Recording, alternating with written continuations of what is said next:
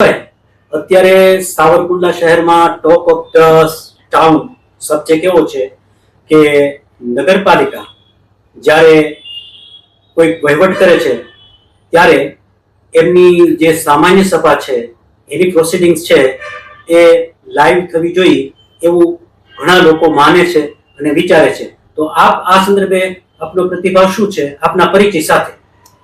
મારું નામ રાજુભાઈ સિંગારા, મહામંત્રી district chamber of commerce, Savarkundla વેપારી મહામંડળ કાર્યકારી પ્રમુખ। આપે જે મને સવાલ પૂછ્યો છે એનો જવાબ એવો છે કે સંસદ પણ જો લાઈવ દેખાતું હોય, ધારાસભામાં પણ જો લાઈવ દેખાડતા હોય અને ટોટલી નરેન્દ્રભાઈ મોદીએ કીધું છે કે ડિજિટલ થી લાઈવ દેખાડો, તો મારે તો સાવરકુંડલાની વાત નથી, નગરપાલિકાની, સૌરાષ્ટ્રની હરેક નગરપાલિકાને વિનંતી છે કે લાઈવ દેખાડો। તમે તમારા પ્રતિનિધિ મોકલેલ છે, અહીંયા શું કામ કરે છે અને કેટલા કામ કરે છે લોકોના, એ બધું લાઈવ દેખાડે તો જ લોકોને ખબર પડશે કે અમારા પ્રતિનિધિ કામ કરે છે કે નહીં। સાવરકુંડલા નગરપાલિકા એટલે એક સ્વાયત્ત સંસ્થા છે। સાવરકુંડલા નગરપાલિકાની અંદર સાધારણ સભા એક મહત્વની હોય છે। સાવરકુંડલા શહેરનો વિકાસ, સાવરકુંડલા શહેરની અંદર પ્રાથમિક સુવિધા, આ તમામ વસ્તુ માટે એને દરેક મુદ્દાઓ છે એ સાધારણ સભાની અંદર મંજૂર કરવા અને નામંજૂર કરવાના હોય છે। કોઈ વિકાસના કામ કરવાના હોય, સરકારની કોઈ ગાઈડલાઈન હોય, સરકારની કોઈ ગ્રાન્ટ આવી હોય, તેના ટેન્ડરિંગ કરવાના હોય, રોડ રસ્તાના કામ કરવાના હોય, બોલો કે સાવરકુંડલા શહેરનો કોઈ પણ વિકાસનું કામ કરવાનું હોય, કોઈ માલસામાનની ખરીદી કરવાની હોય, કોઈ ખર્ચા કરવાના હોય કે કોઈ પ્રસંગોપાત કોઈ કાર્ય કરવાનું હોય, તો એના માટે એને નગરપાલિકાની જનરલ સભા બોલાવવાની હોય છે। સાધારણ સભા એ વસ્તુ એવી છે કે એની અંદર ચૂંટાયેલી જે અહીંયા બોડી આવેલી છે, બોડી પૈકી બોડીમાંથી ચૂંટાયેલા પાલિકાના પ્રમુખ છે, ઉપપ્રમુખ છે, ચીફ ઓફિસર છે, આ લોકોએ જે શહેરની અંદર વિકાસના કામ કરવા માટે અથવા અન્ય કોઈ ખર્ચાઓ કર્યા હોય છે તેના બિલ મંજૂર કરવા માટે હોય છે। દરેક કામને પ્રાધાન્ય આપવા માટે સાધારણ સભાની મંજૂરી લેવી જરૂરી હોય છે। તો મારું માનવું એવું છે કે જો સાધારણ સભા મળે તો સાધારણ સભાની અંદર 36 કોર્પોરેટર, ચીફ ઓફિસર, પ્રમુખ અને કર્મચારીઓ હોય, તો એની જગ્યાએ હું તો એવું કહું છું કે આ સાધારણ સભા જાહેર મંચ ઉપર બોલાવી જોઈએ, સાવરકુંડલાના લોકોને હાજર રાખી અને બોલાવી જોઈએ। અને બીજું એ કે અત્યારે તો આધુનિક યુગ આલે છે, આ ઇલેક્ટ્રોનિક યુગની અંદર હું તો એવું કહું છું સાધારણ સભાનું ખરેખર લાઈવ પ્રસારણ થવું જોઈએ। જો લાઈવ પ્રસારણ થાય તો એનાથી કોઈ ચૂંટાયેલો પ્રતિનિધિ છે, માનો કે હું 7 નંબરનો કોર્પોરેટર છું, તો હું મારા વિસ્તારના મતદારો માટે સાધારણ સભાની અંદર મારા મત વિસ્તાર માટે હું કેટલી મહેનત કરું છું, લોકોના પ્રશ્નોને વાચા આપવા માટે હું કેટલું અંદર કામ કરું છું, કયું અંદર પ્રોસિડિંગ કરાવું છું, કઈ ગ્રાન્ટ પાસ કરાવું છું અને ક્યાં વિકાસના કામો હું મારા વિસ્તારની અંદર લઈ જાઉં છું, એ મતદારોને ખ્યાલ આવવો જોઈએ। એટલે એવી જ રીતે જે 36 કોર્પોરેટર જો ચૂંટાઈને આવ્યા છે, તો સાવરકુંડલાની અંદર 9 વોર્ડ છે, 9 વોર્ડની સાવરકુંડલા શહેરની પ્રજાને ખ્યાલ આવવો જોઈએ કે અમે અહીંથી ચૂંટીને મોકલેલો અમારો પ્રતિનિધિ અમારા વિસ્તાર માટે ત્યાં જઈને શું કરે છે, અમારા વિસ્તારને પ્રાધાન્ય મળે એ માટે કેવા પ્રયત્નો કરે છે, અમારો ચૂંટાયેલો કોર્પોરેટર કેટલો હોશિયાર છે, આ બધી પ્રજાને ખબર પડે। એટલે ખરેખર સાધારણ સભા છે, હું તો એવું માનું છું કે વધીને હવે 8-10 દિવસની અંદર બજેટ બેઠક બોલાવવાની છે, તો બજેટ બેઠક પણ એક વર્ષથી સાધારણ સભાએ મળી નથી, એટલે બજેટ બેઠક બોલાવે એવી અમારી વિનંતી છે। અને બજેટ બેઠક ખુલ્લા મંચથી બોલાવે, એનું તમામ પત્રકારોને આમંત્રણ આપવામાં આવે અને લાઈવ પ્રસારણ કરવામાં આવે, જેથી સાવરકુંડલાની પ્રજાને ખબર પડે કે ખરેખર ત્યાં શું થઈ રહ્યું છે। મારા સાવરકુંડલા શહેર પહેલા કેવું હતું અને અત્યારે હવે આ મંજૂર થયું છે તો કેવું બનશે। ઘણી ફેરો એવી હોય છે કે સોશિયલ મીડિયાની અંદર અમારી જેવા નેતાઓ વાહિયાત વાતો પણ કરતા હોય છે, પણ ખરી હકીકત તો સાધારણ સભા જો લાઈવ થાય તો જ ખ્યાલ આવે કે ખરેખર સાવરકુંડલા શહેરનો વિકાસ કેવો થવાનો છે, સાવરકુંડલા શહેર માટે કેટલી વિવિધ ગ્રાન્ટો આવી છે અને જે બોડી છે તેઓએ કેટલા ખર્ચાઓ કર્યા છે। એટલે ખરેખર લાઈવ પ્રસારણ થાય એવી અમારી પણ માંગણી છે। મારું નામ જોશી હર્ષદ કુમાર ગોવિંદજી છે। હું મેનેજમેન્ટ, ટ્રેનિંગ ડેવલપમેન્ટ, HRD, ઇનોવેશન્સના ક્ષેત્રમાં કાર્યરત છું। સાવરકુંડલાનો નાગરિક છું, જાગૃત। અને સૌથી પહેલા આભાર હું માનીશ પાંથીસર પત્રકારનો કે તેઓએ આ તક આપી। બધા અનુભૂતિ કરે જ છે થોડા સમયથી, કે પાંથીસર પત્રકાર જેવા મીડિયા ઉપરાંત લોકપ્રતિનિધિમાં મેહુલભાઈ મહેશભાઈની જોડી એ એક કાયાપલટનું બેડું ઝડપી લીધું છે સાવરકુંડલાનું.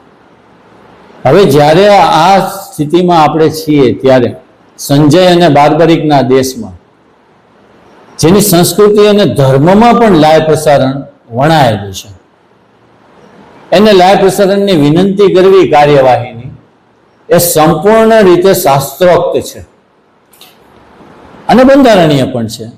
કારણ કે નરેન્દ્રભાઈની ઈચ્છા જ લોકશાહીને જીવંત કરવાની છે. તમે જુઓ એમના એક એક પગલામાં એ પ્રતિબિંબિત થાય છે. હાથ કંગન તો આ શીખ્યા એમ કાંઈક આપણે હવે એને લોકોને બહુ કાંઈ કહેવાની જરૂર નથી. સવાલ એ જ છે કે એ દિશામાં આપણે પણ એને સાથ આપતા જઈએ, એવા પ્રકારના પગલાઓ ભરતા જઈએ અને જે નગરપાલિકાની જે કાર્યવાહી છે એનું જીવંત પ્રસારણની જે વાત છે એ દિશાનું સૌથી મહત્વનું પગલું છે. અન્ય એક વાત એ છે કે જેમ વ્યક્તિગત જીવનમાં માણસ એમ કહે કે બલિયસી કેવલમ ઈશ્વર ઈચ્છા બળવાન, એની જેમ રાજકારણમાં મતદાર ઈચ્છા બળવાન, બલિયસી કેવલમ મતદાર ઈચ્છા. તો હવે મતદારો જ ઈચ્છે છે કે ભાઈ અમારા પ્રતિનિધિઓ શું કરે છે એ તો અમારે જોવું જોઈએ ને. અને જેને ખોટું નથી કરવું, જેને છુપાવવું નથી, એને ક્યાં ચિંતા છે? એ લોકો તો આ પ્રપોઝલને ફૂલડે વધાવી લેશે. જેને ખોટું કરવું છે, જેને લોકોની આંખે પાટા બાંધવા છે, એને જ ઉપાધિ છે કે રખેને ઉપરવાલા દેખતા એની જેમ આપણું કાંઈક પકડાઈ જશે. તો માટે હું ખાસ વિનંતી કરું છું, ધન્યવાદ પણ આપું છું પાંથી સાહેબને કે આ ઝુંબેશ એને ઉપાડી છે અને એ ખરેખર ફળીભૂત થાય એવી હું પ્રભુ પ્રાર્થના પણ કરું છું કે આ વસ્તુ છે એ એક ખાસ વહેલી તકે શરૂ થાય અને પછી તે કાયમ રહે. અસ્તુ. હું પત્રકાર પાંધીસર અને આપણો કુંડલાના તમામ દર્શક મિત્રોનું સ્વાગત કરું છું. વર્તમાન સમયમાં હાલ સાવરકુંડલા નગરપાલિકાની સામાન્ય સભા આવવાની હોય ત્યારે લોકોમાં પ્રશ્ન ઊભો થઈ રહ્યો છે કે સામાન્ય સભા છે એમનું જીવંત પ્રસારણ થવું જોઈએ, એટલે કે લાઈવ થવું જોઈએ.